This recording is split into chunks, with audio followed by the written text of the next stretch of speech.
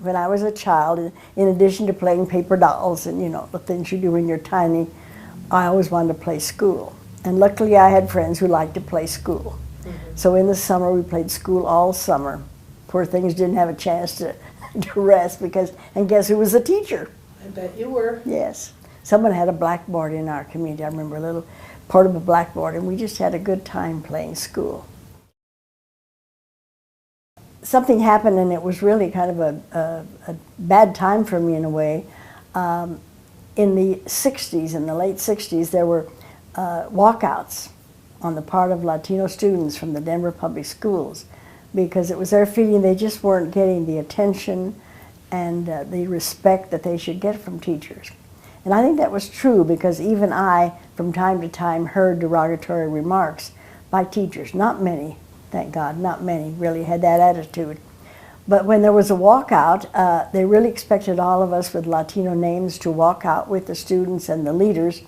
Well, that was the first year I was made an administrator, and I was down at the administration building. So I really wanted to support the walkout, but I didn't dare. I thought I will lose my job because there were no administrators out there walking. But that was really a difficult time because I suffered not only because I felt guilty, but some of the people leading the activist group were angry with me because I just didn't walk out too because they felt I would have had more influence. We were able to get money from the government to do bilingual education. We took the money thinking, well, we'll help the children who hear Spanish at home, and we'll help the other children learn Spanish. So we did it in a kind of a bilingual way because we didn't have the need that we have at this time, you see. So that was our aim, to have everybody come out bilingual, Latinos as well as all other children. And so in the school where we had the bilingual education, we had about half Latinos and half not Latinos, but we worked with the Spanish language. So it was kind of an advantage in a way because they had that opportunity to learn the language. I think you still have to remain true to want to help your ethnic group if they're having problems, and they certainly are now. We have so many difficulties now. So I started being active with LAEF when it was just a small organization, but I thought it was so important because it helped young people go to college. La Raza came about because we wanted so much over the years to become a part of the Mile High United Way, and Mi Casa tries to take in people, help them get back into the workforce or remain in the workforce. And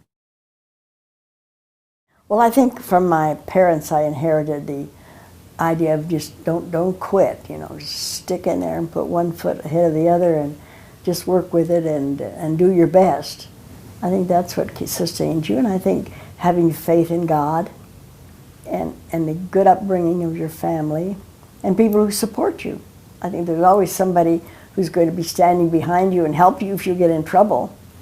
So I think that's what keeps you going.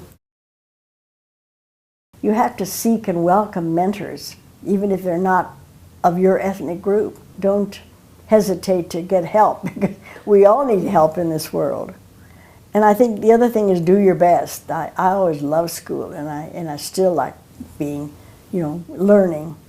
And I hope that people think of learning as being a lifelong experience.